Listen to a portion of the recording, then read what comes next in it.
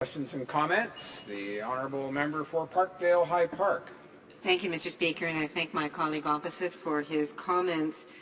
It was back in the 1990s that under former Prime Minister Brian Mulroney, his Conservative government required thalidomide survivors to sign an indemnity form giving up their right to sue in exchange for accepting a small one-time payment that didn't even begin to cover the expenses of a lifetime disability. We see the impact of that decision today, where so many of these survivors are struggling and really face a very, very bleak future without significant additional assistance.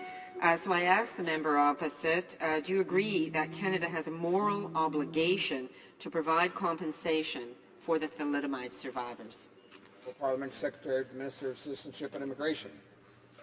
Thank you, Mr. Speaker, and I thank the member for her question and her interest and her passion for wanting to see some relief for the important relief for the folks that have been affected, unfortunately, by having ingested thalidomide so many years ago.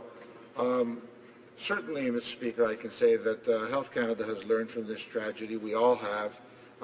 Important improvements have been made that have reduced the risk of this kind of terrible event from occurring again, including an overhaul of Canada's drug regulatory framework.